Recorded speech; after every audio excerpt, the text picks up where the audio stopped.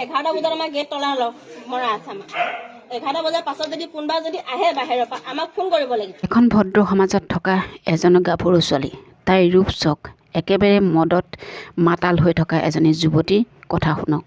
11টা বজাত মানে 15 মিনিট পাৰ হৈ গ'ল নে তাই আমাক ফোন কৰিছে। তেতিয়া আমি ছ'চাইটি বাদে আমাৰ ছেক্ৰেটাৰী ছাৰক ফোন কৰিলোঁ। তেতিয়া কৈছে কি বোলে তাই তোমালোকক ফোন কৰিছিলে নাই? ছাৰ বোলে আমাক ফোন কৰা নাই, যদি ফোন কৰে তোমালোকে গেট খুলি নিদিবা সেনেকৈ ক'লে। তেতিয়া আমি গেটত ঘূৰি আছে গেটে পুৰা ঘূৰিয়াই আছে, সৰু গেটটো পুৰা ঘূৰি আছে, ডাঙৰ গেটটো পুৰা ঘূৰিয়াই আছে। মই পুৰা খাই এতিয়াও হিচাতে আছে। আপোনাক যে মাৰিলে চৰটো কোনটো কথাত লৈ বেছিকে মাৰিলে? কোনটো কথাত মাৰিছে মানে মই কৈছো বভেনৰ কথা পাতি আছিলো। বভেনৰ কথা নহয় শিৱৰ দিন লাগে সেইটো গেট ঘূৰি আছে। গেট ঘূৰিয়াই পিনি তাৰমানে আমি গেটখন খুলি নিদিয়াৰ কাৰণে আমাৰ এতিয়া যিটো আমাৰ এতিয়া ছ'চাইটি পাতি যিটো আমাক দিছে আমিতো সেইটো কৰিব লাগিব। মানে কওকচোন আমি এটা সাধাৰণতে হোমগাৰ্ড হয় কৰিব লাগিব নাই? আপোনাক যে যোনদিনাখন চৰিয়াইছিলে সেইদিনাখন কিবা ষ্টেপ লৈছিলে নে বা থানাত জমা হৈছিল নে? তাই দিছে তাইহে দিছে উল্টাই দিছে সেই দিয়াৰ পিছত এতিয়া তাৰপৰা তাই কি দিছে আমি সিমান গম নাপাওঁ।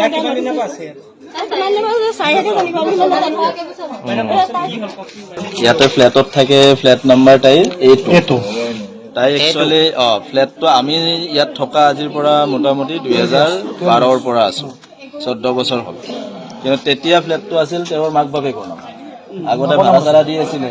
কিন্তু আজি 3 বছৰৰ মানৰ পৰা তাইক আনি সোমাই দিছে।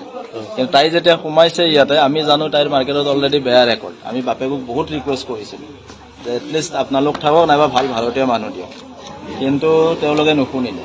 ইয়াত দিয়াৰ পিছত তাৰ আচল মানে উৎপাতবিলাক ষ্টাৰ্ট হৈ গ'ল। উৎপাত কেনেকুৱা, ধৰক ৰাতি ল'ৰা লৈ আহে, ইয়াত থাকে, মদ খায় বা ড্ৰাগছ খায়, উৎপাত কৰে, মানে বহুত বিভিন্ন আৰু একদম মানে অশালীন ড্ৰেছ পিন্ধি ইয়াত ছ'চিয়েল জেগাত ঘূৰা ফুৰা কৰি থাকে। মানে আমি ফেমিলি লৈ যিটো বস্তু মানে আমি চাব নোৱাৰোঁ সমজুৱাভাৱে, যে তেনেকুৱা কৰি থাকে। কিন্তু সেইবিলাক আমি ঠিক আছে বোলে তাইৰ ষ্টাইল, আমি একো কোৱা নাই।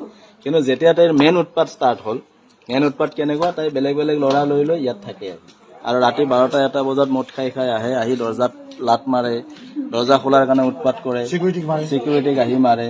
তাত আমাৰ মানুহে কোনোবা আহিলে ফটোটো মাৰি ইনষ্টাগ্ৰামত দি দিয়ে যে এইজন মানুহে মোক থ্ৰেটেনিং দিছে। তেতিয়া আমি মতা মানুহখিনি তাৰমানে উপায় নাপায় লাষ্টত এই দিছপুৰ থানাত আমি FIR দিলোঁ যে আমাক আমি হেল্প বিচাৰিলোঁ। কিন্তু আজিলৈকে থানাৰ ফালৰ পৰা আমি কোনো হেল্প পোৱা নাই।